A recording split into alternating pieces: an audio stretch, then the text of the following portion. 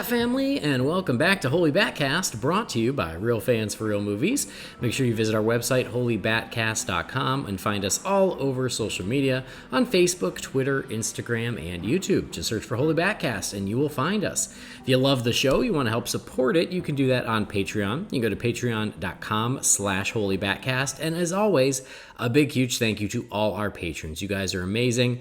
Thank you for doing it. It really does mean the world to us. So big thank you there.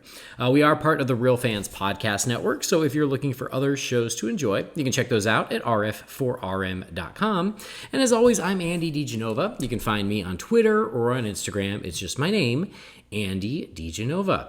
Now, this episode, we're going to be talking about, we're catching up again because it's been a few weeks, because that's what happens right now. It's going to get better, but we did want to catch up on a bunch of stuff before we dive deep into the Suicide Squad. So this is going to have all the news, and quite a bit has been happening around DC over the past couple weeks that we wanted to chat about, and we will share our spoiler-free reactions to the Suicide Squad, and then next week, we will finally do the spoilery review of the Suicide Squad. So joining me for all that, it's Mr. Jamie Drewley. Hey, Jamie. Welcome back. What's going on, man? Welcome back to the Sunshine State. Thanks. It's good to be back. It's it's kind of like what Michael Keaton just recently said about getting back in the Batsuit. It's shockingly normal. Yeah, I suppose that would be right. Yeah, it's just sort of like getting back on a bike, and yeah, I'm here again. Although I'm over here dancing the jig like Bruce Willis at the end of The Last Boy Scout, because we're finally in the same time zone. I know. Miracles as a permanent, do happen. As a permanent situation, no less. I know, with no end date at the moment. But now that I'm taking here, another job building some damn theme park in Brisbane or some shit like that. One thing at a time. I know someone else will do a jig then. Yeah. No, so like now that I'm finally here, I'm not completely settled, but now I'm here for a while, and so we can finally get into something more of a normal recording schedule again. Fingers crossed, thank God.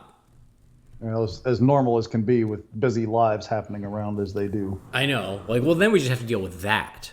Right. Just the busy life part. But at least I'll be in one spot, and we're in the same time zone. So it sucks to be Brendan. Yeah. He'll get over it. He'll live. So, and he and I already have a date for next week to talk the Suicide Squad with spoilers. So we're already set to do that because you didn't want to talk about the Suicide Squad with spoilers. I do not. So not like that. I would rather drink turpentine and piss on a brush fire, as the guy said in Young Guns 2. I don't no. Well, no. So that was the plan. I was like, okay, well, this week we'll catch up. We'll share spoiler free, because I know the listeners want to hear what you thought of the movie, and if they're reading between the lines, I think they're starting to figure it out. They want to hear what you thought of the movie, but I also understand you not wanting to go into great detail if you didn't like it, and that's okay.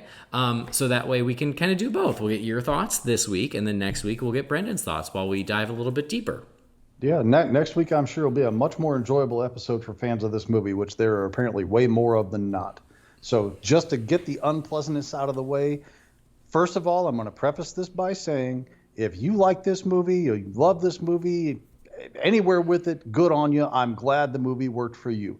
It was not made for me. It was worse than I feared it was going to be for my sensibilities, my taste, and what I would have hoped for out of that film. I effing hated every minute of it. Every 20 minutes in, and I was wanting to turn that movie off, and that never changed until the end of the movie. Wow. I just detested this film. Like, I can't remember a film I've hated this bad since the Fantastic Four reboot back in 2015 or whenever that was. Wow. And I'm not sure I wouldn't rather watch that again than this. Damn. And that's saying something. Yeah. Wow. Well, I was trying to save our reactions to the Suicide Squad until later. No. I want to get it out of the way now so that the rest of the show can be mostly pleasant. Oh, okay. Well, that's fine. I guess we can just then I am going to dig a little deeper. And again, we'll stay spoiler free. Maybe some slight spoilers because you got to talk a little bit, but I want to hear why you hated it so much. I just didn't like the tone of the film. I didn't like any of the characters in the film. I mean, their version of Harley, I'm not going to say is not accurate. And I don't even like making this accurate to comics portrayal of characters anymore, because it opens up such a box of worms, and some people can be accepting of some variations of some characters and not others. I'm as guilty of it as anyone. I can deal at this point with this many variations of Batman. In fact, when we get to talking about Titans later, we're going to talk about a wave of Batman that happens in that show that there's probably going to be a lot of people that it's not going to sit well with. Me, it didn't bother because I have so many other iterations. But, there have been other characters in recent comic book films that were portrayed in a way that I did not appreciate, and I think they should have been done better justice. And it's how it goes, man. Everybody's got their own taste, their own sensibilities. It's just how it goes. And I don't want to say that The Suicide Squad is not a quality, well-made film, because I think it was directed well enough. I think the effects are good. I think the soundtrack was fine. I think it got a little bit overblown here and there, but man, I'm telling you, the characters in this film are just crippling to me. And it felt like a 14-year-old got creative carte blanche to make whatever he wanted to make out of whatever superheroes he wanted to make, and just went buck wild with it. And he wasn't going to get in trouble when his parents yelled at him for all the F-bombs and violence and everything else. And it just felt like a movie.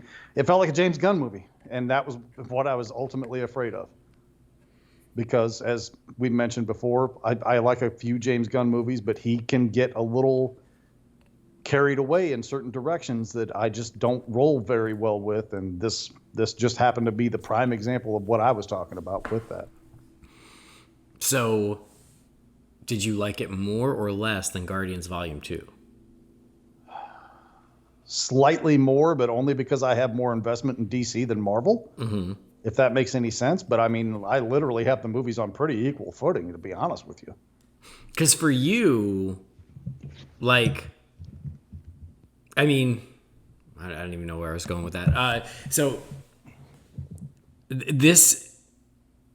It was for you the worst parts of what you don't like about Guardians 2 or certain James Gunn's things. It's the sense of humor, it's the dick jokes, it's that. It's overblown, it's out of control, it's over the top.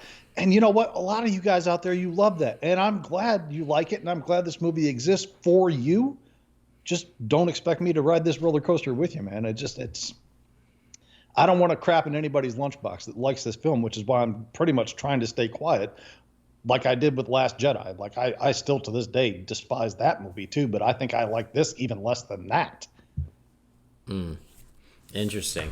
I mean, I get it. I mean, we did expect that based on the trailer, based on the fact that they were like, oh, it's a hard R, there no concessions were made to make it family friendly, and it is. It's a hard R. I did like it. I guess I'll give you my reaction. Is I liked it. I didn't love it. I wanted to love it, but it just never quite got there for me. But it was a movie that for me, I felt like I got more into as it went. I feel like somewhere around the middle, I was like, I'm not liking this as much as I want to be. And then as it sort of got towards the end, I started getting more into it. So I did enjoy it. I need to watch it again. That's another reason we're going to do the spoiler review next week, is so I can watch it again. Because Catherine and I were in Vermont for her brother's wedding, and we found a teeny weeny little theater in Stowe, Vermont. Oh, shout out to Matt Spalding, because we also got to meet our friend of the show, Matt Spalding, in person. But yeah, we found a tiny little theater that was showing the Suicide Squad, and we went, and it was mostly empty. And I don't know if that's just because the movie didn't do so well, or that's because we were in the middle of nowhere, Vermont. But we did go see it, and so it is interesting to watch a movie like that so relies on the humor and the jokes, and then in a theater without many people to laugh. If it's any consolation to you, nobody laughed in my house watching it either. Okay. But anyway, so that was how we saw it, and I enjoyed it well enough, but I do want to watch it again. I think I might enjoy it more a second time. I know you will not be revisiting it, it sounds like. You will not? No, that ain't. Maybe in a couple years after I've toned down, I'll do what I did with Last Jedi and say, okay, now I'll give it another chance and hate it just as much as I did the first time. So Wow. It's simply not a movie that was made for me, and that's okay. There's nothing wrong with that. Not every DC movie needs to be made for me. I'm not King DC. I don't own the IPs. I'm not the guy that they do it for. They're making variety. It's different than anything else that DC's really done. I mean, the closest thing I would equate it to would be Birds of Prey, but even that, I think, other than the mature tones and whatnot, I don't think the two are even on equal footing in that realm, but like that's kind of the same direction this film went. And, I like Birds of Prey. I don't love Birds of Prey. I just rewatched it the other day I watched the original Suicide Squad movie, and then I watched Birds of Prey leading into the Suicide Squad, kind of trying to prep my mind for it. Yeah, the Harley trilogy. Yeah, and I enjoyed Suicide Squad. It's harder for me to watch than it used to be, and that's not even because of the stuff that Ayers come out and said recently. That's just the movie's just kind of deteriorated in my opinion in rewatches in more recent years. Birds of Prey, I've seen it 3 times now. Saw it in the theater, liked it. Saw it a second time, and I was like, man, that really just it didn't trip my trigger. And then this third time, it was kind of back to where it was the first time. So it's fine. I don't love it. There's problems that I have with the movie, but I still think the good outweighs the bad on that one. This, I just think it went so far off the deep end so quickly, it just could never recover for me. I guess I will say the one positive thing is I love that Starro was the villain, and I thought Starro looked great. Mm-hmm. So, I mean, I'll say that much for the film. Yeah, and I don't think that's a spoiler. So no, I mean, everybody knew Starro was going in the movie going in. So mm-hmm. Yeah. I was going to ask you, is there anything else you liked about it? There was one scene that kind of made me chuckle, but I don't want to give it away. But it involves one of the violence things. Okay. With what's his name, Peacemaker. Mm-hmm. There was one thing that he did to somebody, one of the random people, kind of in the middle of the film in the second act. Yeah. You know what I'm talking about? I think I know what you're talking about. Yep. He just kind of walks by and does a couple things and then keeps walking. That part did make me laugh out loud. The only mild chuckle that I got out of the whole film. Yeah. And, it's violence does not offend me. Language does not offend me. It's not any of that. It's just as a whole piece, man, this movie just... I didn't like it. That's all I can say. Mm-hmm. Yeah, it's funny because this is so weird, but like I did like it. I was entertained. Again, I kind of got more sucked in as I went. So I did have a good time with it. And when it was over, I was like, oh yeah, I was entertained by it. But I still think I might prefer the first one, which I know is like now sacrilege to say. Yeah, I know. But I think the reason is because I liked the characters in the first one better. I liked the selection of characters in the first one better. I liked the vibe a little bit better. I think there was something about just the style and the scope, and that I just was a little more into the first time around. And it also felt like more part of the DC universe, whereas this one, you get a couple name drops, but it just felt so detached from everything that, it just felt almost superfluous. Like it didn't matter. And I guess that all goes into the fact that, James Gunn chose a bunch of D-list characters to be this Suicide Squad. And on one hand, I respect that of like, make us, use the characters that we never thought we would see in a movie and have fun with those. And I think that's great. And I think he did better with some more than others. But at the same time, I'm just like, not as excited to see the Peacemaker in a movie or Ratcatcher 2. And one thing that I think is interesting, though, is that coming out of the movie, I had my favorites. I thought Harley was great again. I do love Margot Robbie's Harley Quinn, and I thought she was great here. I think that she has one of the standout sequences in the film, and if you've seen the film, you probably know what I'm talking about. It was probably that sequence that made me go, oh, okay, now we're talking. Like, it was really awesome. It was a really great Harley Quinn sequence. Was it the romance angle thing, kind of the end of the romance angle thing? No. But I liked that, too. See, I didn't care for that either. I thought it was a bad character moment, honestly. No, anyway. It was her escape, I guess you could say, is Harley's escape. Okay. I thought that was badass. I love that.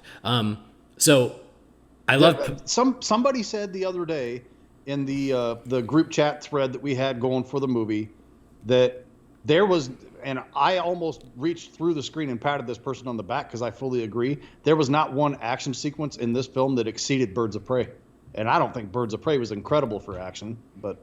Well, the standout in that being the police station. Yeah, the police station is really good. It's really good, and certainly the standout of that film. But I'm not sure if the weakest one of the action sequences of Birds of Prey isn't better than the best one in this. Okay. And I'm not saying that to be an ass. I don't think. Maybe it's just because the movie beat me down so quickly and I didn't recover from it. I was just in a foul mood by that point that I don't want to give it the credit. Maybe that's why. I don't know. 2 or 3 years from now, when I work up the courage to watch it again, I'll try and keep that in mind on the rewatch to be more fair. But I simply just didn't think anything was a real standout with the action stuff. Okay. I mean, I think there were a few that, and the Harley sequence was, I think, the high point for action as far as I was concerned. And like stylistically, there were some really cool stylistic choices I liked that Gunn did. I appreciated like him, he went very comic booky in a really fun way. So I liked all that. It's just, I just felt like, Idris Elba's awesome. He just wasn't quite as cool as Deadshot, King Shark. General consensus with Deadshot, that was supposed to be, or not Deadshot, with Deadpool. Bloodsport. What the hell? Bloodsport. Yeah, hell, I can't even keep these names straight anymore. Bloodsport was most certainly the role that was written for Will Smith's Deadshot, and then since they couldn't get him in the film, they just put a new character in and gave him all the lines and dialogue and everything else that were intended for Smith. I'm sure. And I love Idris. You've all heard me for 4 or 5 years now talking about how I wanted him to be the next Batman. So I love this guy, but his character in this film did not a thing for me. I liked him because I like Idris Elba, but I didn't think the character was like a huge standout. You know what I mean? Yeah. And even King Shark, like people are loving King Shark, and I liked King Shark, but I also felt like we could have done more with him. Minor spoilers. His best moments in the Red Band trailer. Yeah. So I did like it. And again, I think I'm gonna enjoy it more the second time, knowing what I'm getting into. But yeah, it's just some people are just loving the hell out of it, and I think that's great. I'm a DC fan. I want every win for DC we can get. I liked it. I certainly did enjoy it. But yeah, I'm just not quite as over the moon about it as a lot of the fans are. But I certainly don't dislike it the way you did, because for me, I'm like, oh yeah, of course I'll watch it again. I'm happy to watch it again. I do think leave it to you to find the happy medium, man. I love that about you. You can find the positive in anything, and when you're negative about something, you're still really fair about it. Me, I get grumpy about shit, and I just tend to rip into it, which is why I don't want to talk about this film on the spoiler level, because I think you guys will have a better episode without me in there saying hated that shit every single time we get on the topic. Right. It's just not fair to the listeners, especially the ones that like the film. You don't want to hear somebody bitch about that movie for 2 hours, and I don't want to be the one that does it, which is why I never did a review of Last Jedi, because same thing is happening here. I don't want to be that asshole fan that tries to drag everybody else's opinion down. I didn't like it. I'm going to move on with my life. It's just how it's going to go. Someday you're going to do a review of Last Jedi, and I'm going to do a review of Rise of Skywalker, and we'll piss everyone off. That's probably true. Yeah. We'll get Hunter in there too. That ought to be. No one will be happy. Hunter will be on my side this time. I know. So yes, we should get Hunter on. Yeah, certainly. I don't care. It's not like I've never fought 2-on-1 before. Polka Dot Man. I do want to. I guess I'll throw my other semi-positive thing out. I was in a groove where I was really starting to like his character until they kind of revealed his. I'm going to call it, so I don't get too far into spoiler territory, his motivations. Yeah.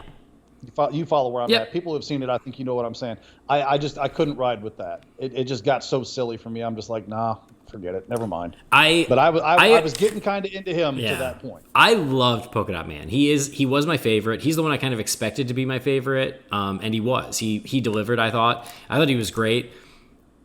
Smalchian, if that's how you pronounce his name, I think he did a fantastic job in the performance. Oh, yeah. And I really, truly think everybody in the cast delivered well enough in their performance.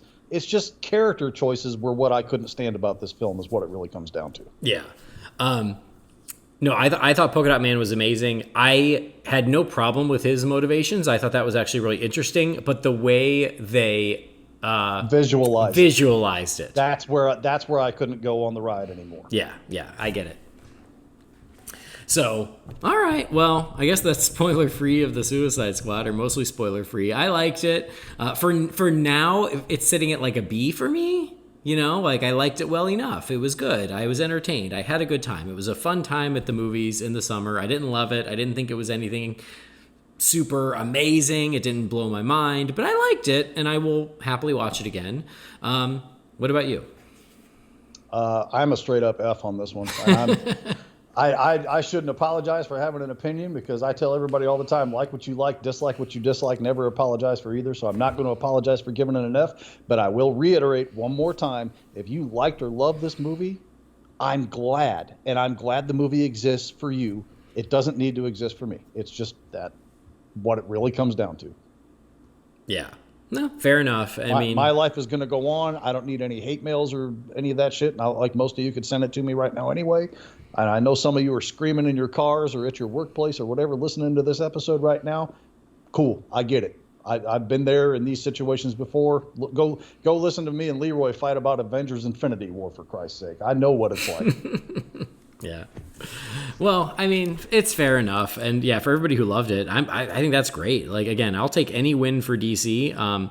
You know, financially, it doesn't really feel like a win for DC, but that, oh God, we could fall down a whole rabbit hole, because for the past, week and a half, the internet's just been tearing itself apart trying to figure out what happened and if it's really that bad. Maybe it's not that bad. We are still in a pandemic, Delta variant. Like, there's just so much argument of like trying to explain the box office or trying to spin the box office or not spin the box office. And I'm at the point where, you know, I love that stuff. I love the box office, Monday morning quarterbacking. I love that. That's so fun for me. But in our current climate, I just am like, I don't freaking know either. I just don't know. Like, it's so hard to know if it truly, like, you know, if it would have done a lot better if you, like, I don't know. Like, the point is I don't know if we can really call it truly a flop. We certainly can't call it a raging success. There's the streaming issue. It's so confusing that I'm just like, no idea how to explain this. Well, I mean, just to throw my 2 cents in on that, I would imagine that Fast and Furious 9 had a comparable production budget. I'm going to say $200 million, give or take. I don't know that for sure. I would guess those movies aren't cheap. Mm-hmm. I mean, Christ, Vin Diesel probably takes home $20 million just on his own ego. But yeah.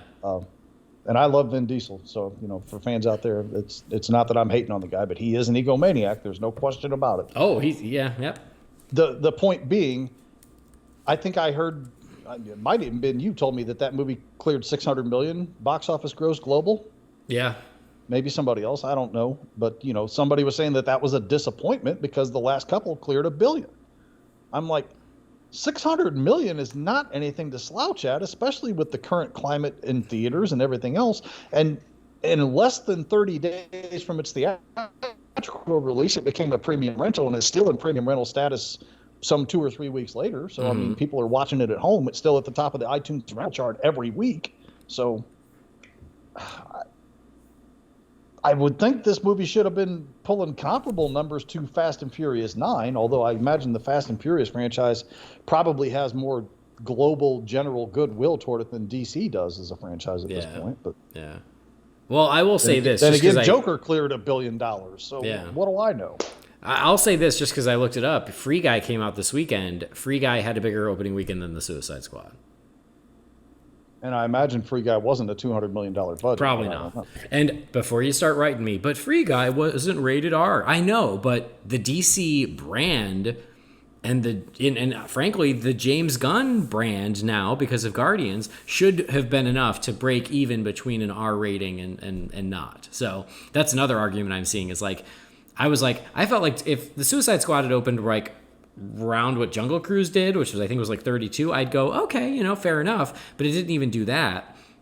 And then the retort is, well, Jungle Cruise is a family Disney movie with The Rock in it. And I'm like, yeah, but The Rock isn't a guaranteed box office draw. Like, he is, go look up the numbers for Skyscraper. It's not, he opens big when he's tied to a big franchise. It's not like he brings them in on his own. And still, the Suicide Squad, still coming off a hugely successful first movie with the goodwill of James Gunn, with the comic book movie genre, all of that should have been enough to at least open bigger. So I guess what I'm saying is I do believe it underperformed.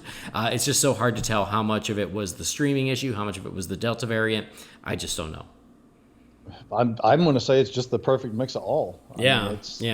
The answer is yes.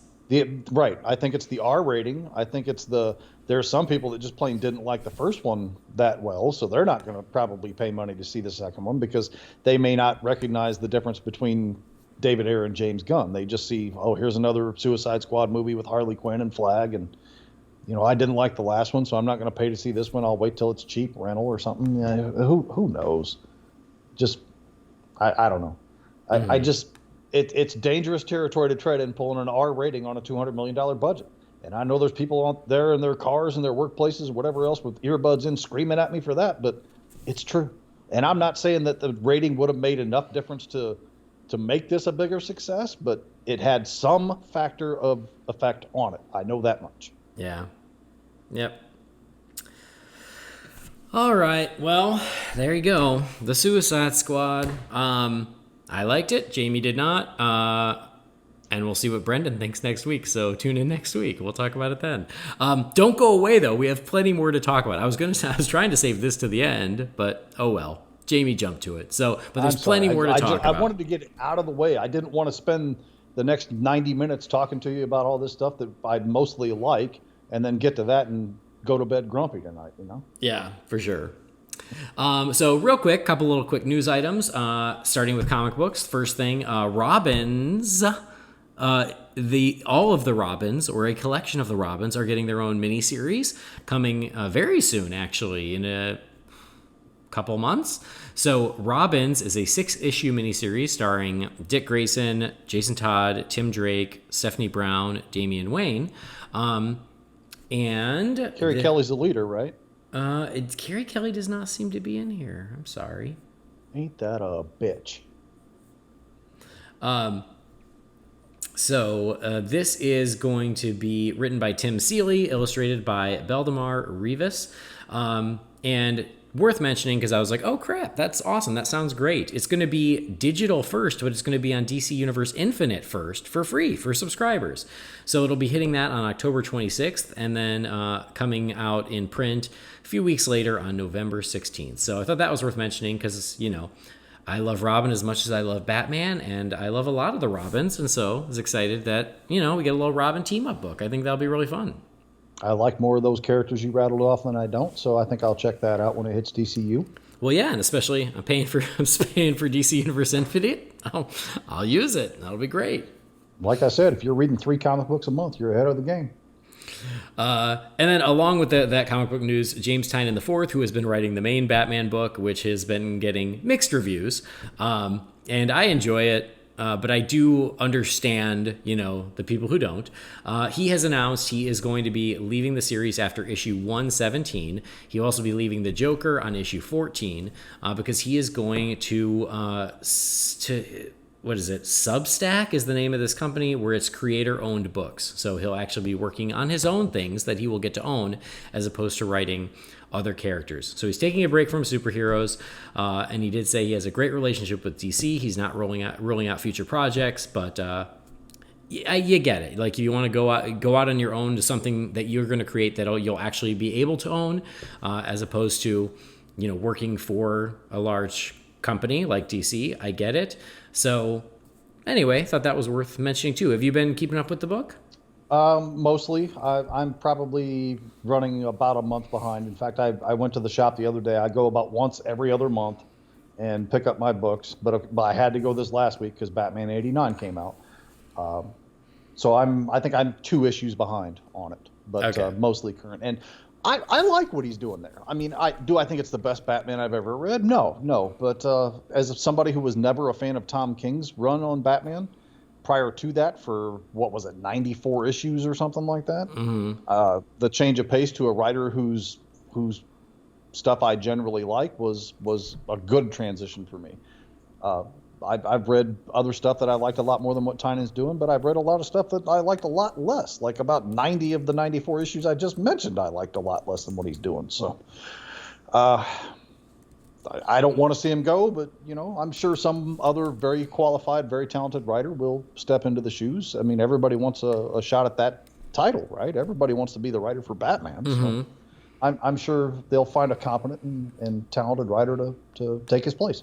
Well, and in my opinion, I do feel like that has been sort of Tynan's strength and weakness. Is he's waited his whole life to write Batman, and so he is like, I only get one shot at this, and so he's really focused on like adding as much to the mythology as he can from his own imagination while he can, at the expense of like pre-existing characters and things. And so I do understand like the exhaustion from that of like every new issue seems like he's creating a new character.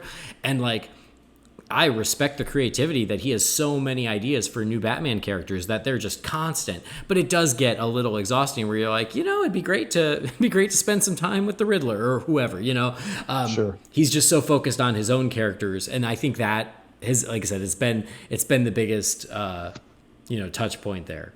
I gotta say though, I as much as I like most of the character work that he does, going all the way back to his detective run in the Rebirths kickoff, and all the way up into this and the Justice League Dark run that he did in between the two, I don't think he can name a character worth of shit when he creates them. But I generally like the character, and first and foremost, I guess I'll mention it because it's right up at the front of my mind. Ghostmaker is an awful name for a character, but I like the character. That's just, I totally agree. Ghostmaker is like, he has like one naming convention where it was like Ghostmaker, Clown Hunter. They all kind of sounded the same. But you're right. Punchline, I think, was one of his characters, and I don't particularly care for her name either, but Yeah. I like the character. Yeah. Clown Hunter is interesting enough, but I'm not excited about the name Clown Hunter. It doesn't sound great. Yeah, exactly. But I agree with you about Ghostmaker. Is I really like the character, but yeah, the name is a little dopey. Yeah. He kind of feels, and I'm not saying that Tynan swiped this or anything else, because I think his writing on this character I'm about to bring up is probably the best I've ever read, is Azrael. Ghostmaker feels like almost an updated version of Azrael, which is, fine. It's not the same take, but it just feels along those type of lines. Somebody who's standoffish with Batman at first, but then kind of becomes an ally, a reluctant ally, if you will. I mean, I like where he went with the character. I think so too. So James Tynan, also, the reason we really fell in love with him and his writing was because when he was writing Detective and he was writing Tim Drake is one of his favorite characters. Tynan himself is bisexual, and it turns out one of his favorite characters, Tim Drake, as of this week, is now also bisexual.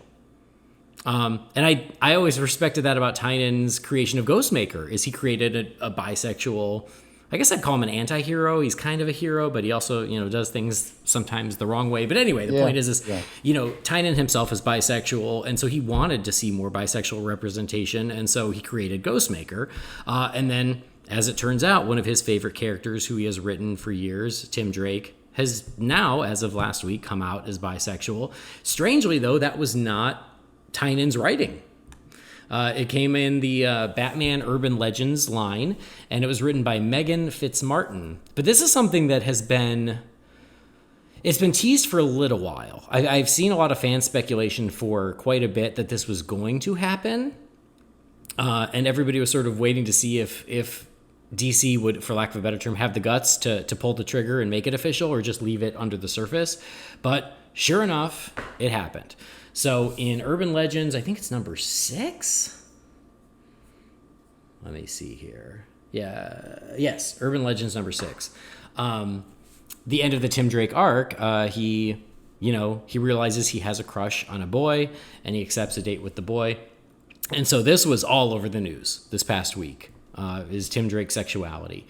And This is what Megan Fitzmartin said. She said, my goal in writing has been and will always be to show just how much God loves you. You're incredibly loved and important and seen.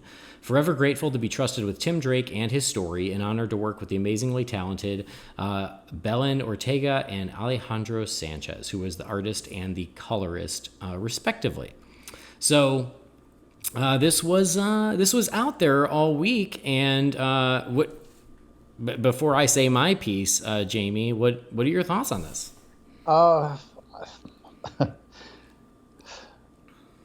I should really stop reading comment sections is really what that comes down to. But for my own personal take on it, I really look forward to the day where this isn't a major news story. Mm-hmm. And I don't mean that to disrespect any LGBTQ plus people whatsoever, but the fact that it becomes such a hullabaloo every time, a character is announced as gay or bisexual or any of that stuff, I don't see why this is a big issue for people. Like, I understand why it's a big issue for somebody who wants that I can't talk today. I'm sorry, guys. That representation in this media, be it TV or comics or movies or anything else. I get that. I get the excitement being around that. I may have told this story here before. I may not. We had a meetup a couple years ago in Chicago. It was you and me and Roman and Leroy and Diana Osgood and her mom and a bunch of people from the Real Fans group. And we met up and saw Black Panther in Chicago. And that was a great time. And Roman brought his whole family and brought a bunch of his friends. And I wound up sitting next to in the theater when we were watching the film. And of course, I'd seen it the night before the midnight premiere, or the early premiere. And I took my kids because I wanted them to see it before I left for Chicago. And I was sitting next to Brian Prince and his son. And the energy that I could feel, like I could see Brian's leg kind of, start to go up and down, how somebody gets when they're excited, and like a big moment would come up and you could just see his hands start to go, yes. Him and his son were so excited about what they were seeing on that screen. And I understood, I had a grasp before that representation mattered to people when they saw this stuff on a screen, but I never experienced how important it was until that moment sitting next to Brian and his son watching that film. And I tell that story because I want everybody to know Brian and his son are not the only ones that get excited about seeing representation on the screen for people that they can relate to, or who look like them, or who act like them, or who feel like them. It's so important to these people. And that's why I can't understand when I read a frickin' comment section, why do they have to do it with this character? Why can't they just create a new character? Well, I'm sure they could, but you know how long it takes to get a character, done and created and doing that sort of thing, and get into a major media thing like a comic book series, or especially in a TV or movie after they're created. It takes forever for that to happen. Look how long it took Harley Quinn to get on a screen. Like, she was created in comics or the animated series in 92-ish, somewhere around there. Mm-hmm. And it took her until 2016 to get on a movie screen. And you want to talk to me about why they can't just create a new character for these people to be represented instead of taking some beloved older character that shouldn't ever feel differently or look differently than they have for 30 years, 40 years, 100 years, whatever the run number is. Stop. Let go. Understand. If it doesn't work for you, I get it. That's fine. You're entitled to your opinions and your feelings and everything else. You have all of this stuff with this character prior to this that represents how you feel or differently than what this new portrayal is going to be. But to have a black Batman or a black Superman or a bisexual Robin or a gay anything, just Alan Scott. I mean, that's the character that comes to mind when that comes up.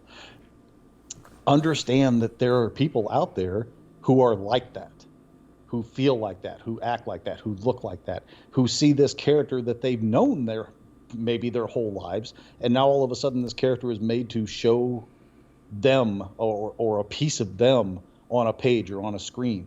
This is important. And if it's not recognizable to you why this is important, I don't know what else I can say to you. I mean, I guess we just have a philosophical difference at that point. But I have seen so many nasty comments that people have made on this Robin thing, and I simply don't get it. Mm-hmm. Is it really that big of a deal? to people in this day and age that happens. Like, the things I can only begin to imagine are said on Twitter and comment sections about a Latino or Hispanic or whatever the correct term is. Forgive me for not being politically up to date on this stuff anymore, but for a Batgirl to not be a redheaded white girl, I mean, just stop. That's all I can tell you. Stop. If you need a redheaded white white Batgirl, you have all these comics and TV shows and everything else that you can go watch, and you can have that. Let somebody else have a turn. It's cool. I promise you, it won't take away anything that you've had in the past of this character. Same thing with Robin. If this new take on Robin doesn't work for you, there's plenty of stuff with Tim Drake in the past. Probably, I mean, Drake's got to be 30 years old at this point, right? Yeah, he was introduced in 1989, and then I think became Robin in 1991. So you've got 30 years of a Tim Drake Robin and 30 plus of Tim Drake himself. Trust me, there's stuff in there for you that's represented. And I recognize that people say Drake has been shorted in over the years because of Damian or whoever else. I completely get that, and I can roll with that. I get that. But to have a problem with this character choice with Drake, I'm sorry. I'm just not on board with why that's a problem. For me, more power to him. I mean, do it with more characters for all I care. It doesn't affect me. It doesn't harm me if a character is altered that differently from who they were when I was growing up reading them. I mean, the truth be told, probably the same people who are having issues with this, and I'm sorry to keep being negative about this. I swear I'm going to stop pounding on it in a second. I'm sure they're the same type of people who couldn't stand the idea that the big news story back in 1992, 93, I think it was 92, killing Superman. You can't kill Superman. He's been around since 1938. He's been around for 60 years. He's been around for this long. You can't kill him. He's a major superhero. Really, when was the last time you bought a Superman comic? Probably 1978. Yeah, that's why they're killing Superman, because they need the sales numbers. You know, it's the same kind of thing. These people that are complaining about Drake not being the right way being portrayed like this. I mean, when was the last time they bought a comic book? Mm-hmm. And I'm sure probably some of them do. I'm not saying everybody, but it's just people that want to bitch. And people that want to bitch, I can't stand it. This is why I don't want to be involved in the Suicide Squad spoiler episode, because I don't want to be the constant bitcher anymore. I don't want to be that guy. That's what people love about you. I get that, but you know what, man? It gets old after a while. It gets to the point where people start bitching just because they think that's what people want to hear, and I don't want to be that dude. I don't. But you know, for me, more power to him. I hope Drake has a good time in this run doing these new things. Mm-hmm.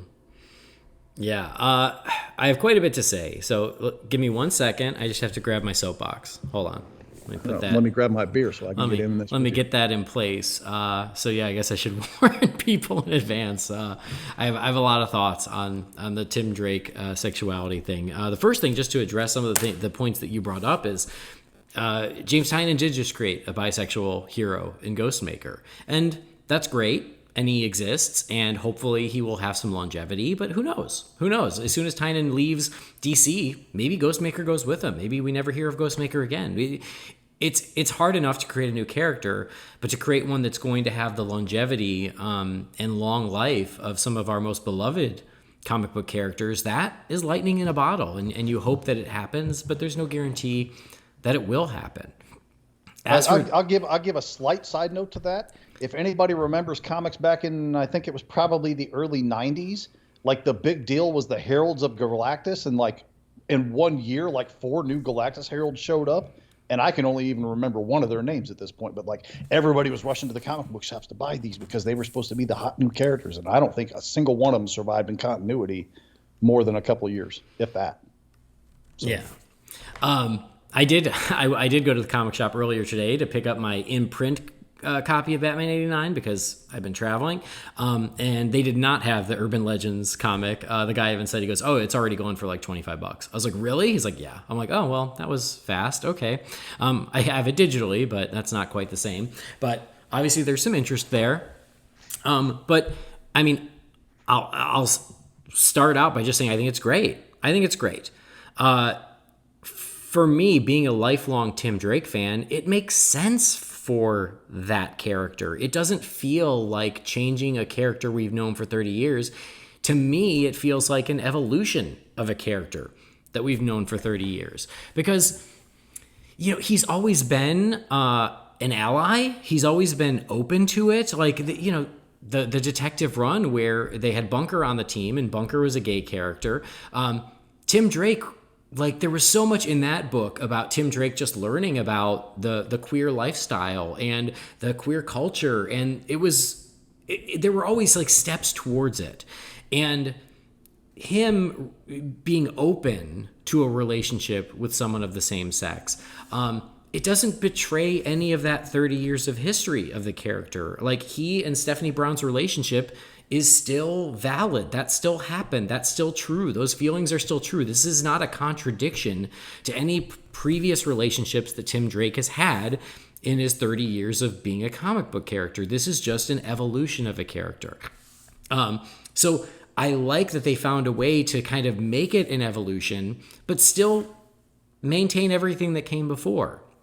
And then as for the points you were making about representation, it's so important for representation. And I love that DC is so supportive of representation. I loved that in June, DC did a Pride special issue. I thought that was great because comic book readers, are of all genders and backgrounds and sexual orientations and ethnicities, and everyone should be able to see themselves in one of their favorite comic book characters.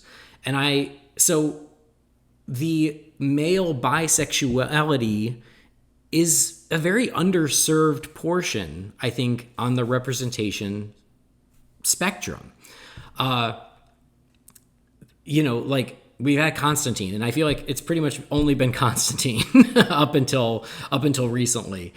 He's really been the only, I think, that I can think of anyway, main character that is male and bisexual. There's a little more of the female bisexual representation with Harley and Poison Ivy and things like that because, female bisexuals aren't threatening to anyone's masculinity. No one's bothered by that. Male bisexuality is. And that's why I feel like it's very underrepresented. And so to take Tim Drake, a character like this, who is all about learning more about himself and is about the evolution and making that step, I think is wonderful. And then from a personal standpoint, it means a lot to me personally. I'm bisexual. I don't talk about it a lot on this show. I've never mentioned it on this show because I try to keep it separate, from what I do. People don't listen to this show to hear stuff like that. They listen to the show to hear me geek out about Batman. But the same reason it's important for Tim Drake to be bisexual, so bisexual readers can go, look, I'm not alone. It's real. I matter. Is the same reason that I'm like, I know I want to say it on the show. I want to come out, and I'm not in the closet, but I also pick and choose who I share this information with because, again, bi men, we're the Rodney Dangerfields of the LGBTQ community because we get no respect. People tell us we don't exist. People tell us it's just a phase. People tell us, oh, you're just gay and you can't admit it. I've heard it all. And so, yeah, I often keep it quiet just depending on the audience. But for the same reason it's important to see it in comics, it's important to hear it said out loud on this show. I'm a bisexual man. I'm married to a woman. I'm fortunate to be married to a woman who loves me and supports me and I told her before I did the show, hey, I'm probably going to talk about this. She's like, good for you. You need to be visible. And that's what it's about. It's about being visible. Bisexual men exist. We're valid. We deserve to see ourselves out there. And the more we make it normal, the more we normalize it, the more of us who stand up and say, hey, me too. Not to take the Me Too thing, but you know what I mean? Like to stand and go, hey, we're out here. And there's so many more of us than you even know because we're all afraid to say it because the first thing we hear is, oh, sure you are. The more we say it, the more people hear it, the more normal it becomes. And then to your point, Jamie, it's not news anymore. And that's what we want to get to. And for me, I've loved Tim Drake since he showed up in comics. he's always been my favorite Robin. He's my favorite Robin because he's brains over brawn, which that's true of me. He's a Robin who always wants to do the right thing, even if he makes mistakes. That's how I try to live my life. He's an aspirational Robin who wants the best and wants the best for everyone around him. And I've always related to Tim Drake. And the fact that one of my favorite comic book characters is also now bisexual is just another connection between me and one of my favorite characters. And I think it's poetic, and I think it's beautiful, and I'm so happy about it. And so for people listening to this who are like, they don't want to hear it, I apologize, but let me get personal for a second and say that it's important. It's important to me. It's important to all the LGBTQIA plus people out there to see themselves in our media, and if 30 years ago bisexuality didn't have the stigma, I might not have picked and choose who I told. It might have been a little bit easier to share that part of myself, but we're still getting there. There's still work to do, and every little step matters, and that includes what's going on with Tim Drake. So I think it's awesome. We're here, and I love to see the support from DC, and I'm going to be following Tim Drake's journey, wherever that may lead. This is all relatively new information for me. I mean, it's been, I don't know, maybe a month or so that I've known this about you, and it certainly changes nothing. You and I have been friends for 10 years. When I found out, it changes absolutely nothing about my perspective of who you are as a person or as my friend or anything else. And when I saw the news of Drake being bisexual last week or whenever that news came out, all I could think to myself was, this is perfect. Because I knew this would be so important and delightful for you to have one of your favorite characters truly represent who you are. And I think that's great. And, if other people think that's great and you get that support, I am so happy for it. And if you don't think it's great and you don't want to offer that support, just keep it quiet. Nobody needs to hear it. Yeah. All right. Well, that's that. And if anyone's still listening, we can talk about other DC stuff. I'll put the soapbox away for now. I don't do it often, or I hope not to, but this felt important to me. Oh, to hell with it. I'm going to step back up on the soapbox one more time. Andy, I love you. You're one of my favorite people in this world. That's all I wanted to say. Well, I just want you to know that. Thanks, man. I love you too. And for everybody out there, I love you guys too. We're all about the love today. Unless we're talking about the Suicide Squad. I can't offer you much love in that department. We can go down a different road. I can give you all the love you want to see. All right. A couple more quick little comic things. Danny DeVito is contributing to a Penguin story in Gotham City Villains Anniversary Giant #1. So that's kind of fun. He's not doing it himself. He's working with a couple other writers, Dan Mora and Paul Kaminsky.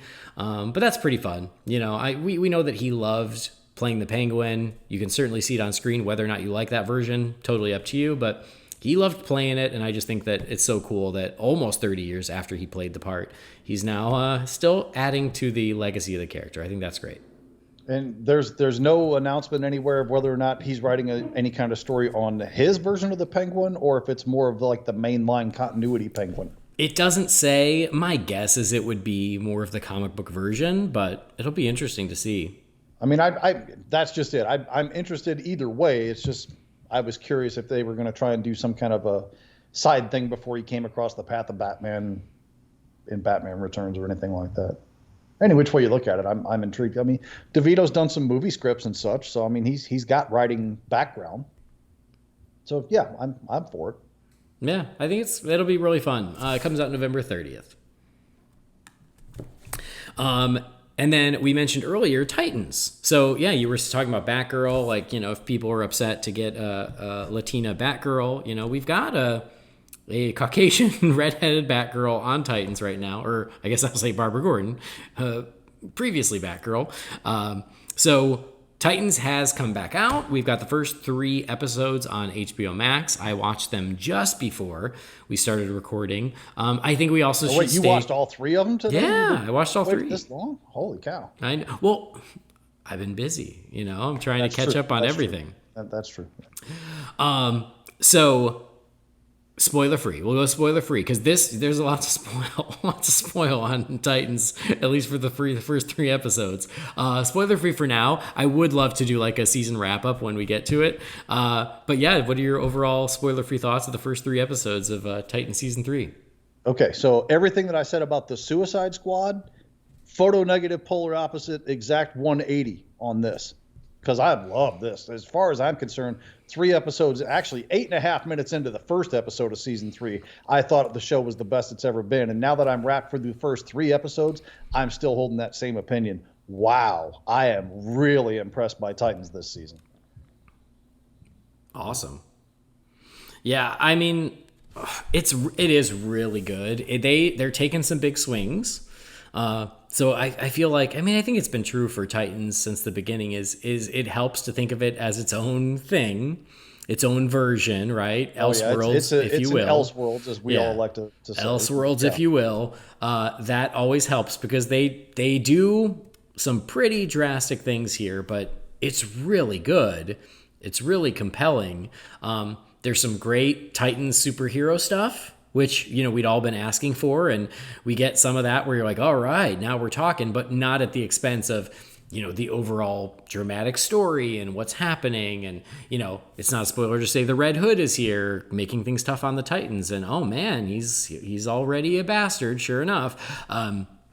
So you alluded to earlier some choices they make with Batman. I'm sure it's not sitting right with a lot of folks, the choice they made there. Yeah, that's the stuff I'm not as in love with, and that's why I have to go, okay, it's to serve this story, that's okay, it's Elseworlds. Because if this was a main continuity Batman, I'd have more issues with it. I don't love it. I guess I'm just over the whole messed up Batman take of like, oh, he's been doing this so long, he's messed up and he's lost his humanity and he's and he's standoffish and like it's like I still want my Batman to be a hero, sure a flawed hero, but still a hero. And I feel like so many people are like, well, you gotta be crazy to dress up like a bat and beat up people. And they just take it a little too far where I'm like, yeah, but he's still saving people. He's still trying to save Gotham. He's still trying to do the right thing. And I'm afraid that aspect is often lost. And I feel like that's kind of true here. Right now, this Batman is not the most heroic Batman. And I'm just like, and again, for the story, it's fine. But I don't know. I just want a little bit of a return to a little more heroic Batman. It's hard to really address the topic without getting too spoilery, but I'll say the choice that was made, I think, was to effectively remove Batman's piece from the chess table. Of course, yeah. And not have to worry about getting him into a costume or anything else and worrying about fighting with the DC execs about where Batman can show up and where he can't. I think that's why ultimately the choice was made. And will it be a popular choice? No, it probably won't. But in my case, I'm interested in seeing somebody tell me a story going down this road with what happens to Jason Todd and Batman reacting in a different way than he did in the comics or previous iterations. Mm-hmm. So that's why I'm rolling with it. And yeah, certainly treat it as an Elseworlds because it's not like anything you've seen before, at least not that I can recall. But I like it. I do. No, I forgot how much I missed the show until I started watching the first episode. And I was like, oh man, I did miss this. This is great. And they do address certain things, certain complaints that fans have had about the show. And so, I do think they have heard some of the criticisms and they're addressing it. But at the same time, it's still the show. It's still, it's something, I don't know if this is true for you, but for me, these episodes just fly by. It's like when those final credits come up, I'm like, oh shit, already? Are we done? I feel like I've been watching it for 15 or 20 minutes and then it pops up and I'm like, what? We're at 45 already? Yeah, they fly by. And, we are in Gotham this season. I love that. I love how they're, incorporating Gotham City. we meet Tim Drake. We haven't seen much of Tim Drake just yet, but it's exciting that we've got our first live action Tim Drake with everything that's happening with the character right now. He's having a moment. So enjoy it, Tim. But I love them really embracing the Gotham, but it's still a Titans show. It's not at the expense of the Titans, but I like that there's Gotham in Arkham, and I like that we've got Barbara Gordon. I like learning in this version what happened to Commissioner Gordon and what happened to certain other characters, like things that you like, yeah, wait, hey, what about that? And they tell you, and you're like, oh, all right, damn, like this is it. There's a lot of interesting history here that and no punches pulled with any of it, by the way. Yeah, for sure. I mean, they talk about Alfred and all that other stuff. I mean, it's Scarecrow. I guess we can talk about that just a little bit. So far, I'm not overly crazy about Scarecrow's portrayal, but I can see that they're really doing a build-up for that character to where he's going to become more and more important as the time goes on. Mm-hmm. Or maybe they won't. Maybe they'll just slip and fall like a couple of the Titans season endings have too. I don't know. I think people heard me address my concern was that I didn't want the costume showing up in the last 10 minutes of the 13th episode. Let me go ahead and address this. That worry is completely unfounded because they're in there right away and consistently. Mm-hmm. Yeah, for sure. Yeah, it is really good. I'm really enjoying it. It was nice of them to give us 3 episodes to start. It just meant that I had to carve out the time this afternoon to watch all 3, but again, they flew by. Before I knew it, it was over, and I was like, "Oh shit, I gotta boot up so we can talk to Jamie." So maybe I'd appreciate it more if they didn't leave me hanging the way they did at the end of episode 3. Oh man, sons of bitches. Oh man, dude. Again, not getting into spoilers, but the show's doing its thing, and it's really good. But yeah, oi. I'll address another point. I said I didn't want any more of these Hawk and Dove episodes because I think we've had too many as it is. Yeah, episode 3 is entitled, I think, Hank and Dove. So I was like going into that one going, yeah, I'm good. I'm okay. Wow. Trust me, it's worth watching, even if you're like me and we're kind of over the whole Hank and Dawn thing. And I love the characters of Hawk and Dove. Like when I was into comics in the 90s, I loved Hawk and Dove. So for me, I just never thought I would get such a great live action Hawk and Dove. So yeah, it never bothered me when we have an episode on them because I think the 2 actors are so good and the costumes are great and the relationship is great. And yeah, so I don't share that issue just because I have so much affection for the comics of the 90s. I read so much Hawk and Dove. I think they're so cool. I was watching episode 3 with my wife in the room yesterday, and they have that moment together. I don't know, probably halfway or 3/4 of the way through the episode, whatever it was. And I told my wife, I said, these 2 should win an award for the prettiest superhero couple I've ever seen. Without a doubt. And now that you know that I'm bisexual, I'm like, yes, Hawk and Dove, more of them, please, both. I'm not bisexual, but for him, I might even consider. Oh my, yeah. I mean, yeah. He does the work and he shows it like in the episode, and as well he should. I'm comfortable enough to say out loud that man deserves praise for how good he looks. If I looked really like that, you couldn't get me to put clothes on. Right? Andy, seriously. I've been telling people for years, if I was Jason Momoa, I wouldn't even own a freaking shirt. Right, exactly. The other thing I want to say real quick about the Red Hood is I think the Red Hood stuff is really good. But it got there super quick. I'm not trying to be spoilery. It gets there lightning fast. So quick. And that was kind of where I was going, actually, is when we knew that Red Hood was going to be a part of this season, we were like, oh, wow, are they going to do a time jump? Or how are they going to do it? And much like they've done with the whole show, is they took a familiar storyline, which is the death of Jason Todd and then the emergence of the Red Hood, and they remixed it into something that fits the show. So it's interesting because, yes, it is faithful, but they change it just enough to create a new mystery, and they're doing their own thing with it, which makes it exciting for us as watchers because we don't know the answers because they're changing. It's obviously not the answers that were in the comics. So I give them a lot of credit for doing that. I was very curious. I'm like, oh, how are they going to pull this off? And I shouldn't have doubted them because they had a way to do it. And you're right. they get right to it. So I mean, the second episode is literally titled Red Hood, so that's not even a spoiler. Yeah, so I think that was actually really cool, and it was in the trailer, so I can talk about it. But like, Jason Todd going to the abandoned carnival after the Joker, man, like visually stunning, like just so good, like looks exactly right out of a comic book, a Gotham City. It's just what you want it to be. It's so great. Okay, I have to drop this in and turn away for about 10 seconds if you don't want to hear this, but I have a few scenes, and I just talked about this on a Rewind episode a week or two ago, that even though I have a very high tolerance for watching violent content on TV, there's some things that just make me cringe. Like we were talking about Escape from New York, and Ox Baker gets that nail board thing into the back of his head from Snake Plissken. That's always kind of giving me the willies. The scene in the Evil Dead remake where the dude catches the crowbar to the finger is always giving me the creeps. There's one swing that the Joker takes on Jason that's shown very graphically, and all I could think to myself was that, well, that one just got added to the list. Yeah. It was harsh, unflinching.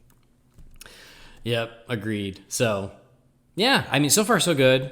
Really excited for what's next, but yeah, I can't wait for episode 4. Glad I watched all 3. It's really awesome.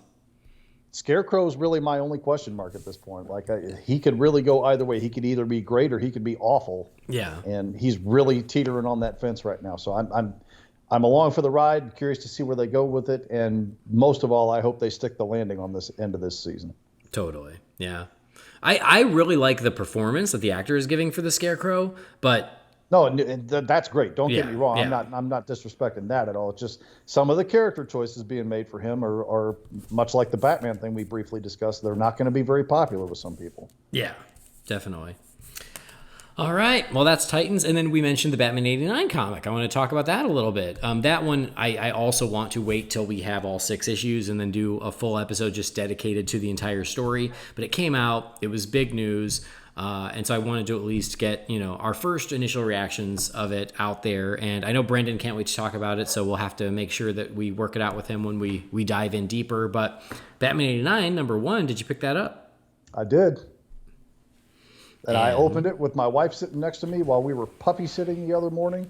And the very first thing I see is Gotham City, October 31st. I'm like, well, Andy just fell out of his hands here. Yes. I mean, I guess it's not a spoiler, but it's like, I do love the idea of, Batman Returns was Christmas. Let's make this Halloween. Let's do that. I think that's awesome. I agree. But yeah. What are your spoiler-free thoughts on the first issue? It's just 1 of 6, so it's just getting started. But yeah, I want to know what you think. I enjoy it quite a bit. There's a lot of nods in there going on, Easter eggs, things like that. And it's really cool. Getting some of the background and more fleshed out character of the Harvey Dent from that world is, excuse me, probably my favorite part so far, 1 issue in. I'd say very close to behind that is the developed relationship between Batman and Gordon. Mm-hmm. Not touched on a great deal. It's more or less mentioned, and then there's a brief conversation that the two have. I'm digging it. I really like it a lot. I'm very curious to see where it goes, and I really hope this thing is a raging success because I'd love to see more of this world going forward. And I figured I'd enjoy it. I love Batman 89 just like most of us do. And I thought revisiting this world would be a good time, but until I actually opened those pages and started seeing some of the things, some of it which I thought I would see, and some of it I was kind of surprised to see, I really got invested in that world all over again, and I don't want to leave it. So, Yeah, no, I agree with you. I really liked it. Like you said, there are a lot of cool Easter eggs throughout, a lot of Tim Burton Easter eggs. Yes. Which was really fun. There's actually one that I read today that somehow got by me. I'm going to have to go reread the book again and see if I can spot it. But it may or may not involve some sort of a bat dance. Oh, I'm trying to think if I remember that. I've only read it the once, so I need to read it again. Now that I have a physical copy, it'll make it that much easier. But yeah, I really liked it. And it really does play like the next chapter in the movies. like it plays like the start of a movie, which I love about it. I love that you jump right back in with Harvey Dent because he was missing from Batman Returns. It's like, oh, we've got to get him back on the board, if you will. And then the way it has sort of that opening Batman action sequence, the same way Batman 89 does, the same way Batman Returns does, this does the same, where it's like, oh, we've got to have that first big Batman scene to get you hooked before we jump back more into the story. And then there's some interesting choices they're making story-wise of how Batman's relationship with Gordon, with Gotham, with Dent has progressed since the first two films. I do feel like this is much more Sam Hamm than it would be Tim Burton. I'm not sure this is the story Tim Burton would have told, but because it's Sam Hamm, he is, and he wrote the first film, he wrote a draft of the second film, which we did a whole episode about. I do think that he's a little more dedicated to trying to connect this story to the two films. And so is Joe Quinones, the artist. I think the art is overall very good. Not perfect. I feel like they aged up Keaton a little too much, but maybe that's just me. Well, I feel like they shifted just enough of the way each character looks that they're not going to catch a lot of flack for permissible use of facial stuff. Yeah. Like, yeah, I mean, it's even in the book there's a splash page ad for Superman 78, and you look at it, you can see Reeve in there, but it's not. Yeah, it's not exactly him. You know what I'm saying? Well, I think they did just enough changes in both of those books to not get in trouble. Yeah, I agree. And I still think that's why Alfred has a mustache. I've asked Joe Quinones on Twitter. He's never answered me. Okay. But yeah, definitely. It seems like they changed just enough to get some like plausible deniability. But like, yeah, I mean, as an intro, I really liked it. It's interesting to see where it's going. Again, it's very Harvey focused, which is cool because he got the short end of the stick for Batman Returns. And I was really happy with it. I can't wait for the next issue. So I'm into it. I was only able to get the main cover because by the time I got to a comic shop, all the other alternative covers were gone, but what are you going to do? Just take up more space anyway. I'm just buying this one to read anyhow, so the cover is just whatever for me. Well, on this one. The thing is then they're going to put it into like a collected edition, and I will buy that. So, well, of course we will. I mean, that's just how it works. Yeah. But yeah, I thought it was you really and I good. are the reason the comic book industry still exists. We're doing our part, doing what we can. I'm putting Jim Lee's kids through college, maybe even his grandkids at this point. Brendan, I know Brendan did like it. I don't want to put words in his mouth, but he did like it. He said there were some art things he had some nitpicks on, so I'm very curious when we talk about it to hear what those are, because he didn't tell me. He just goes, yeah, there are a couple little art things, but I'm like, okay, fair enough. And I didn't know if that was maybe how it's Keaton, but maybe not quite. Maybe it was that, because there's like a couple, there's a couple shots of him that he looks a little wonky. Maybe it's that. I don't know. I don't like being critical of artwork at all, and in my old age even more so, because I realize I've never had a lick of artistic ability in my life. Like, I couldn't draw stick figures worth of shit. So me criticizing somebody else's art is just wrong in my own head. But have I seen better art? Absolutely. Have I seen worse art? Yeah, I think I have. So I kind of get it. It's middle of the road. It's not the most amazing stuff you'll ever see, but I think it's good enough. I think it's good. I would call it good. I wouldn't call it amazing, but I would call it good or even very good. I think we're mostly on the same page there. Yeah. So, no, I love it. I'm excited. I was actually looking also for Superman 78, and I realized, that comes out like 2 weeks later. They want to give each one their own due. That one I will probably just do digital because, like you said, I just want to read it.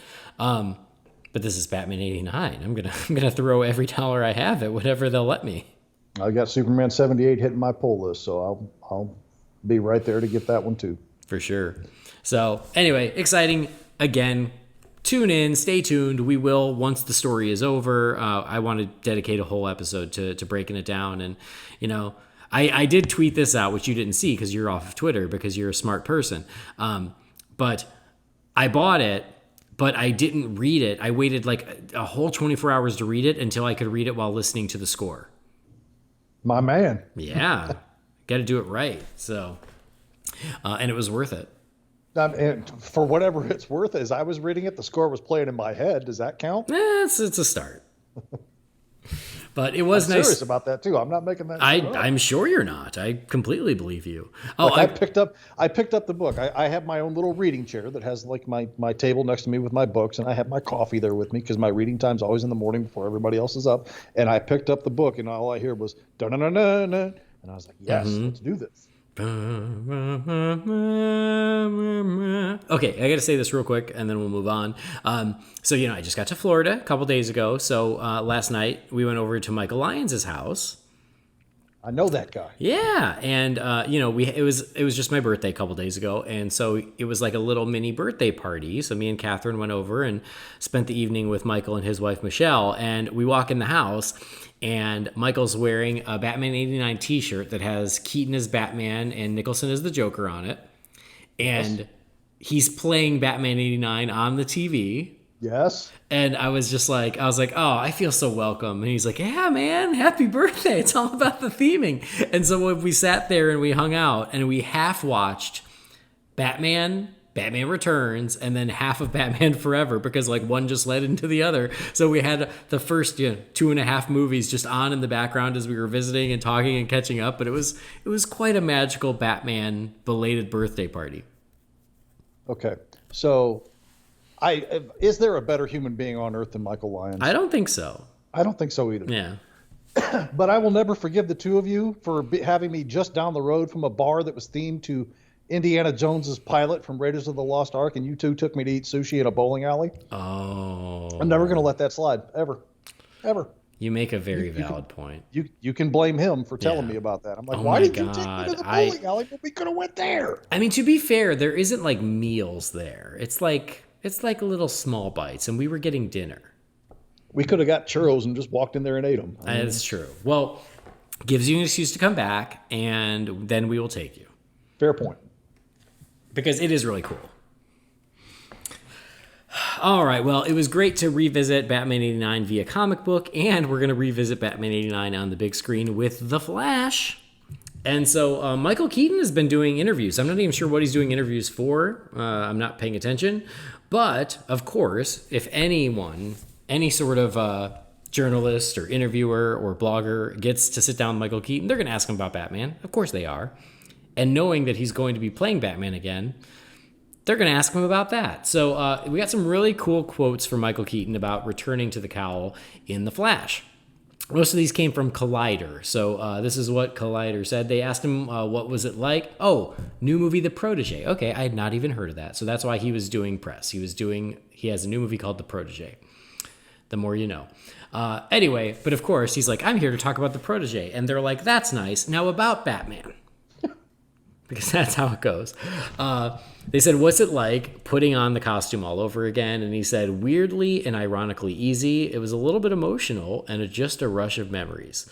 And then he talked about the reveal of his Batman in the film. And he said, without giving anything away, because I can't, the first introduction is so good that when we walked on and started talking about a couple of shots and angles, I went, whoa, this is big, this is great. And I don't mean for me, I mean the imagery is really great and reminiscent to some degree of Tim Burton.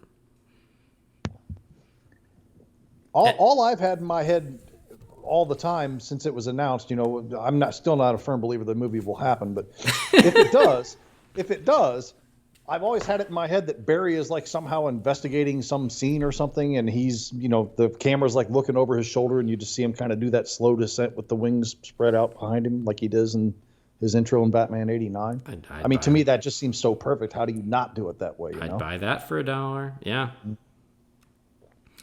I agree. I'll take it any way it's going to come if the movie happens, but that's just in my mind how it should happen. All right. Yeah. You know how my things always work out when I have standards set like that. So. I mean, you're not wrong. Like if Barry enters Gotham City like on the streets or in an alley or on a rooftop, then yes, you need him to just descend the way he does in Batman '89. But for some reason in my mind, I always imagined Barry in the Batcave and have him like step out from the shadows in the Batcave. I wouldn't even be mad at that either. But who knows? But he doesn't give anything away, as he can't, of course. But still, it's still enough to make me go, ooh, I can't wait. I'm so excited. Trailer. Yep, I know. Can't wait. But that was really cool. Nice little nugget to look forward to. So there you go. There's plenty of other news, but we did talk more than I expected about, especially about the Suicide Squad and about Tim Drake. So the other news, nothing too mind-blowing. Doom Patrol's coming back in September, so that's something to look forward to. Good stuff. Good time to be a fan. Always more coming, so very cool. But that's a solid couple months for DC fans across the board in any medium, too. I know. Well, August has been magical, right? Yes. Well, I mean, you didn't like the Suicide Squad, but we got so much in August. We got the Batman 89 comic, we got the Suicide Squad, we got Titans, we got Stargirl came back. I haven't watched it yet, but it came back. Yeah, there's a lot. I mean, I'm not watching Stargirl, and I didn't care for Suicide Squad in the least, but I have so much other stuff to keep me occupied. I ain't even mad about this other stuff, so who cares? Did you watch Stargirl season 1? I watched the first 4 episodes, and I liked it. There's nothing wrong with the show at all. I have no complaints. It's just keeping up with those shows. Actually, I may have watched that whole season because I think that was all on DC Universe, wasn't it? Yeah. Maybe I did watch that whole first season then. Because once it's shifted over to like the CW, and I was like, because I don't watch any of those shows because I don't have access to watch them as they air. I don't have a DVR or any of that stuff anymore, so I have to watch them on like the CW app, which has like twice the amount of commercial breaks I would have watching it on regular. And then, you got 22 to 24 episodes of each show other than Legends, which is the one I actually was liking the best as I was shutting down my watching of everything. That one was a shorter season, so I cut all of them loose. Well, Stargirl season 1 was awesome, but I did look today after I finished Titans to see if season 2 was hitting HBO Max, and it's not, because now it is like a CW proper show, which is a bummer. So I don't know when I'm going to watch Stargirl season 2, because you're right, the CW app, it's great that it's free, but oh man, you still pay for it, because you're right, so many commercials. So yeah, I will get to it. I might wait until the season's over and then it hits the app, but I'm looking forward to it because season 1 was great. Just real quick, though, because you brought up the CW shows, I have also fallen off the wagon on most of those. However, Catherine and I just caught up on Superman and Lois, and it's great. I hear nothing but good things about that show. Mm-hmm. Yeah. When you get a chance, whenever it's convenient for you, that'll definitely worth hit it. HBO Max because they had the first 3 or 5 episodes on there for a while, and then they got yanked not long after. Because I didn't want to get the hook set where I, got hooked on the show from watching it. So if they wind up dropping the first season on there, I'll probably watch it because I hear some really, really good things about that show. Yeah, I'm so impressed. It's great. So take that as you will, but definitely. And that was a shorter episode run too. That was only like 13 episodes, right? Something like that. We have one more episode left of the season, and I want to say, yeah, somewhere around 13 sounds right. I think it was a half season, yeah. But I prefer TV seasons to be like that. Especially when we have to be so choosy with our time, it's kind of a gift. Right. And I've said this right along. And no disrespect to anybody that's still keeping up with the CW shows, but there's a lot of filler that goes on when you have a 20-plus episode season. Yeah. Versus if you have a 10 to 13 episode run for a season, you're forced to get down to the nitty-gritty in a hurry. Yeah. You don't have a lot of fat to trim on a season that's that short. For sure.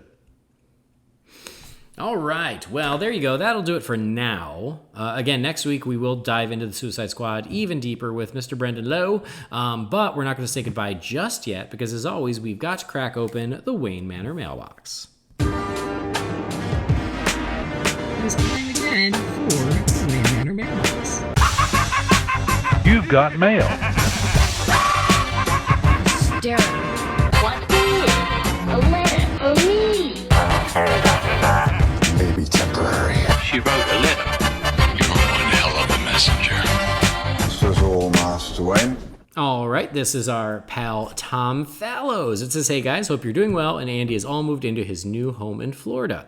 I was thinking about one of the questions from last episode regarding Nolan's Batman films, and it got me thinking.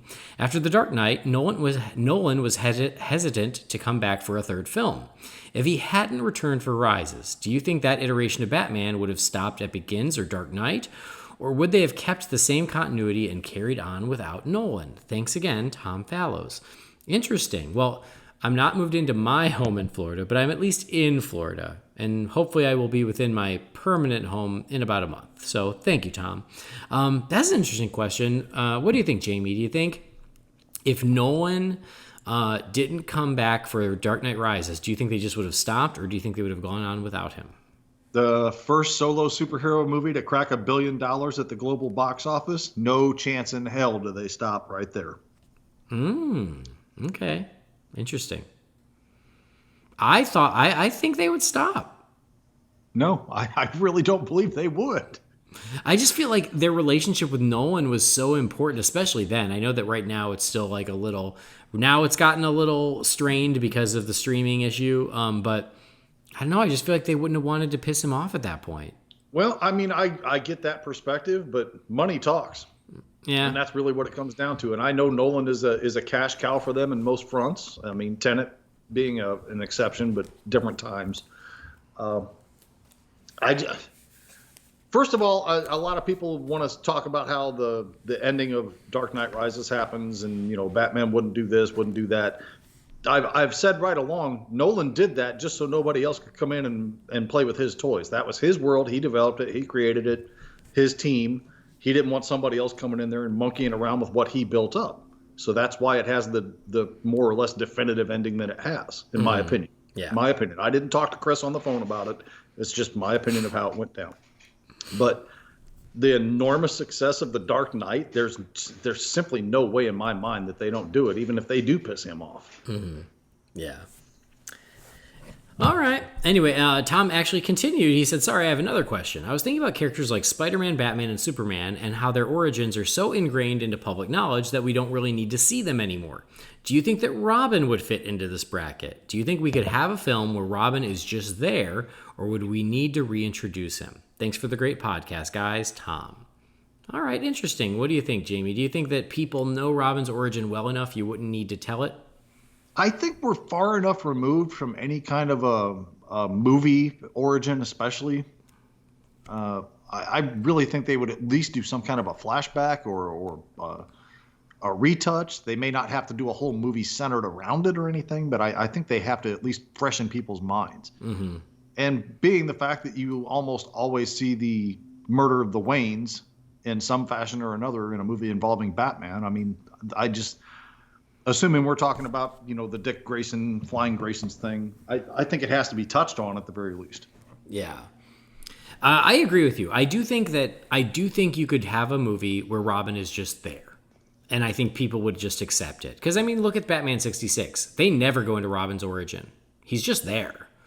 And so I do think Robin is a character that enough people know, that enough people have now, just have familiarity with, that if there's a Batman movie and he just has a Robin, I don't think anyone would go, well, where the hell did he come from? You go, oh yeah, Batman and Robin. Right, got it.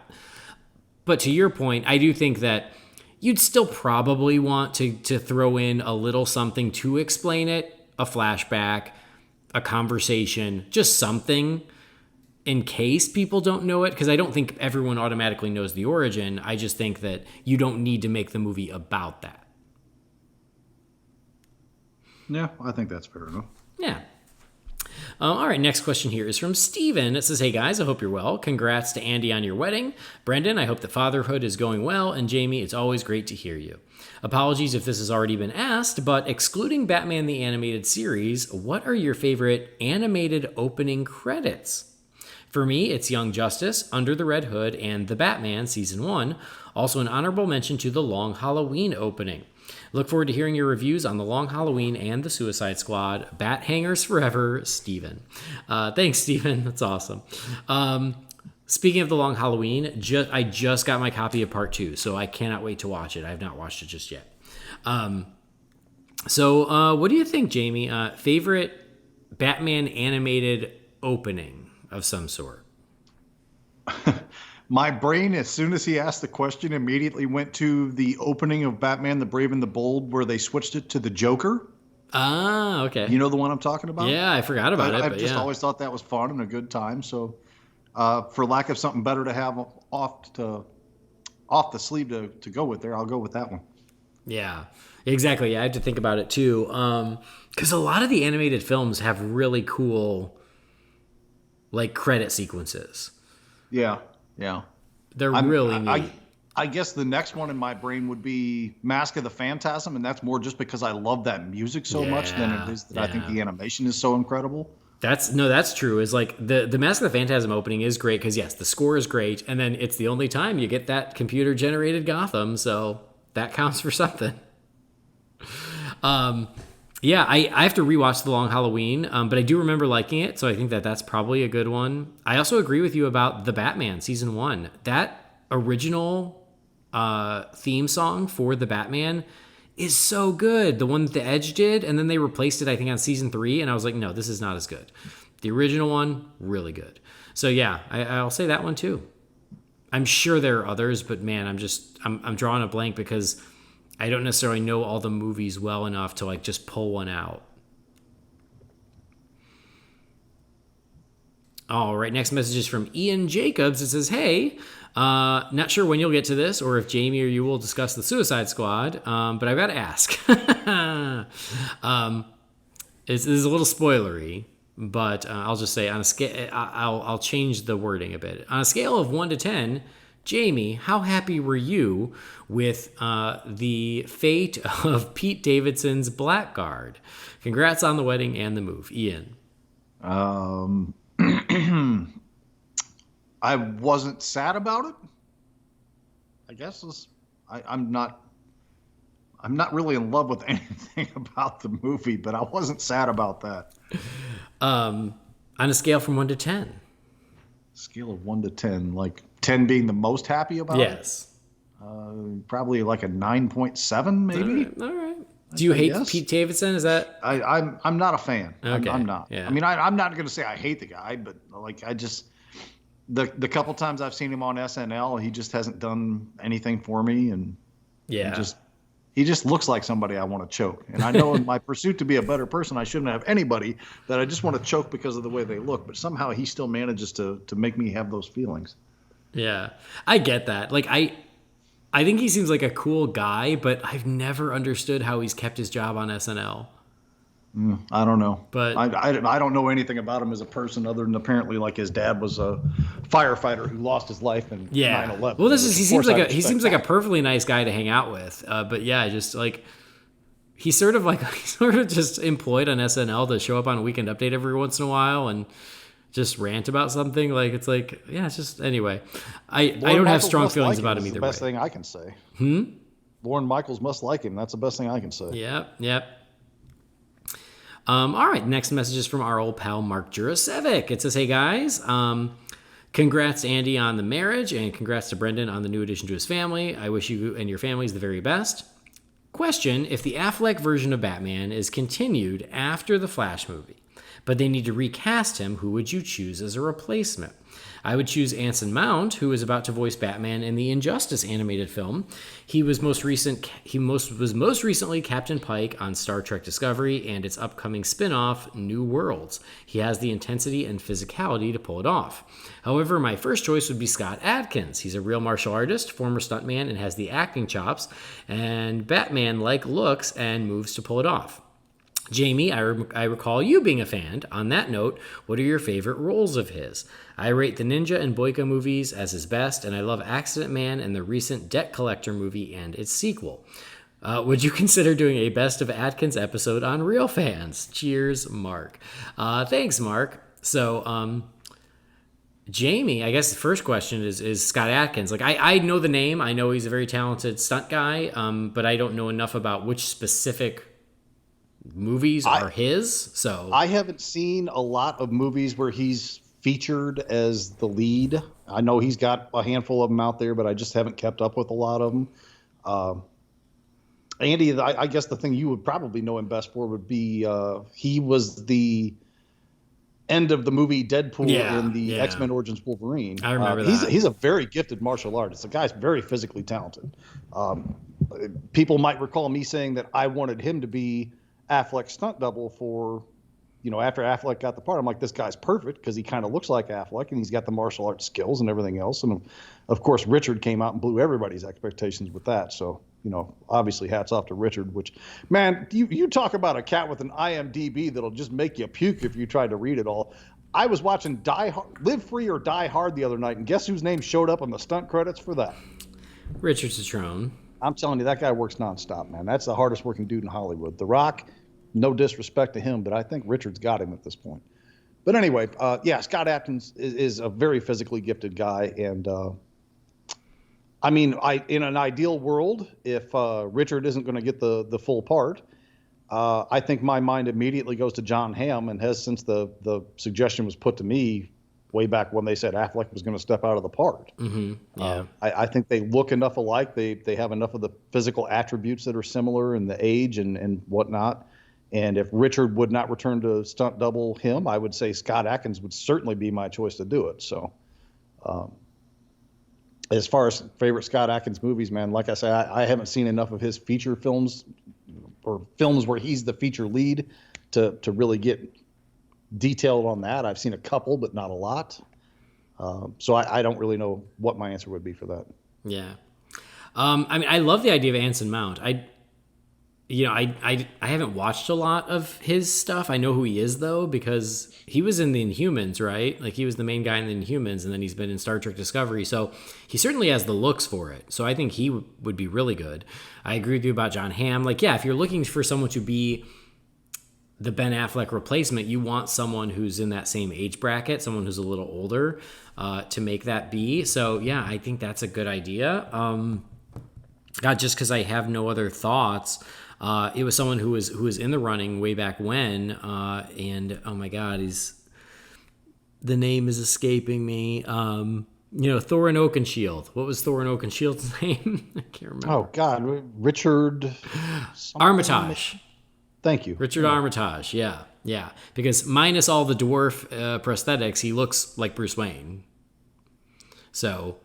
He's been one of your suggestions for quite some time. Yeah, because I think before Affleck, he was one of the names being bandied about, and I was like, oh yeah, cool, I could see that. So it's just because I can't think of anyone new off the top of my head, I'm going to go with that. But I'm sure there are others. Even Josh Brolin was one of the guys being discussed, and I could still see that happening, honestly. So yeah. All right, we got one more email here. This is from Mark Bickford. It says, hey guys, first I wanted to congratulate Brendan on the Olympics coming to Brisbane. The way I see it, by the time the games open, Henry will just be old enough to want you to spend yourself into bankruptcy, taking him to every single thing. Enjoy the next 12 years of constant construction. I hope you don't wind up having to move to Alice Springs to escape the taxes. My reaction to the Suicide Squad. I enjoyed it, but I don't think it's the superhero equivalent of Citizen Kane the way some people do. Don't get me wrong, I enjoyed the movie, but it's not going to be one of my favorites going forward. Maybe the atmosphere wasn't right. I watched it Thursday night, knowing spoilers would be everywhere the next day, so I was tired. There were some really good points. Daniela Melchior was charming. As she seemed in the previews, and as a Gen Xer, I found the sleepy millennial bit hilarious. The final battle with Starro was great, and I even liked the Harley battle. On the other side, I've never complained about bad CGI in a DC film, but there were a couple times in this one when it was so cartoony that it took me out of the movie.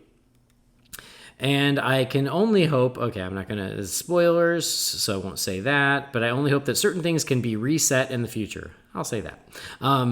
I should ask a question. Andy, assuming you're able to say anything, does the Universal Beijing theme park include actual production facilities like Orlando or Hollywood? Just curious. Thanks, Mark. All right. So, Mark, honestly, it sounds like you and I are kind of on the same page with the Suicide Squad. We enjoyed it. We were entertained, but it's like not our favorite, but it was good.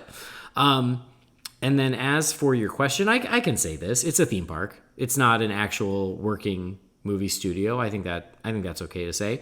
It's a really awesome theme park, but no, it was never meant to be an actual production facility.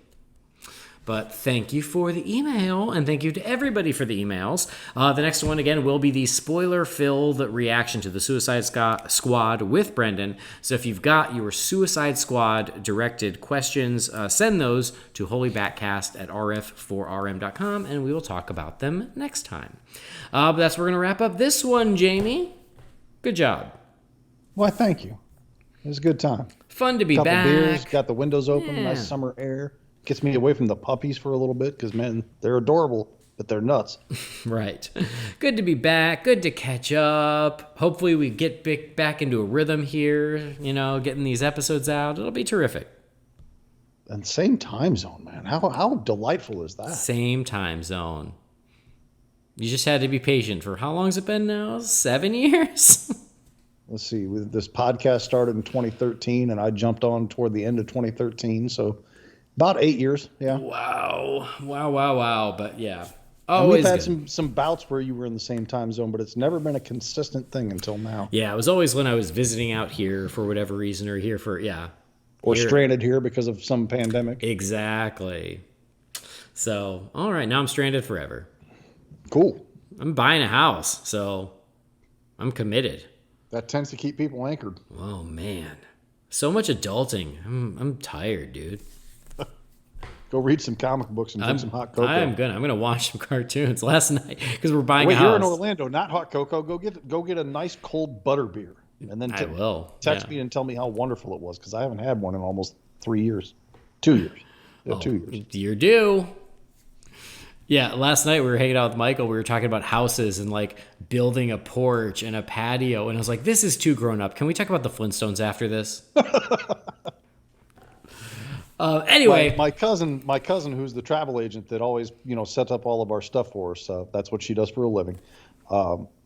She gave us a quote for how much it would be to come down for HHN 30 and to do some things down there, and it's too much money for us to swing right now because travel prices are skyrocketed. I mean, my cousin was almost killed last year because of how bad business was for the travel industry, but right now she's more than making up for it. wow. But anyway, I start seeing posts from her on Facebook. She took my other cousin, her sister, who actually works for us in capacity of, running kids around and does some other things while we're at work, and her 2 kids and her my travel agent cousin, her husband, they took their grandson and just did Disney and Universal. I'm like, you couldn't have just brought me with you on this? Come on. Yeah. All right, well, there we go. That'll do it. You can't follow Jamie anywhere, so just keep on tuning into the show to hear his thoughts and feelings. And we'll talk about the Suicide Squad every time Jamie's on, just to get more thoughts. It's the new bad numbers, I'm sure. Yeah. Anyway, that'll do it. Thank you guys, as always, for joining us. Thank you for downloading the show. Please do subscribe so you never miss an episode, and please rate and review us on Apple Podcasts. Go to holybatcast.com or follow us on Facebook, Twitter, Instagram, or YouTube. Just search for Holy Batcast. Again, if you've got something for the Wayne Manor mailbox, you can send that to holybatcast@rf4rm.com. That'll do it. On behalf of Jamie, I've been Andy, and we'll see you next time. Same bat time, same bat channel.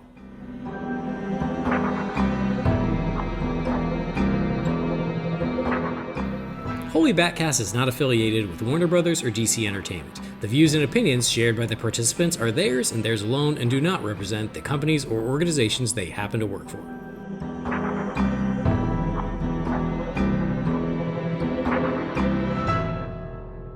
What was it like stepping on set for the first time, wearing that Batman costume again after so many years? Weirdly and ironically easy. And a little bit emotional and just a rush of memories. And without giving anything away, because I can't, basically the first shot, not of the entire movie, but the first kind of, let's say, introduction, is so good. That when we walked on and we started talking about a couple of shots and the angles, I went, oh, This is big. This is great. I don't mean for me. I mean the imagery is really, it's just great, great, and reminiscent to some degree of Tim Burton.